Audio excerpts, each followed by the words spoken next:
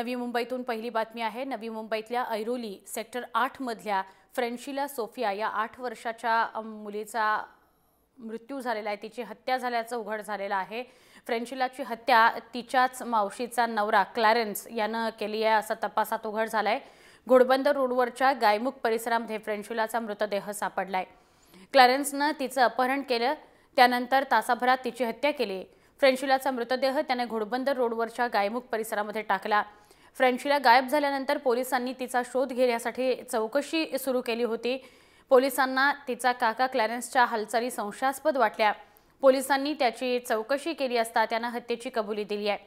पोलिसांनी घटनास्थळी जाऊन मृतदेह ताब्यात घेतला। कौटुंबिक वादातून ही हत्या झाल्याचं समोर येतंय।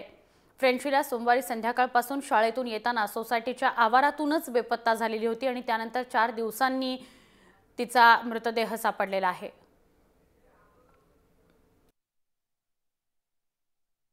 ऐरोलीमधून एका 8 वर्षाच्या मुलीचं अपहरण झालं होतं आणि त्या अपहरण झालेल्या मुलीचा घोडबंदर परिसरातील गायमुख येथे या ठिकाणी जो त्याचा मृतदेह सापडलेला आहे। पोलीस या ठिकाणी तपास करत आहे। या ठिकाणी पंचनाम्याचं काम सुरू आहे।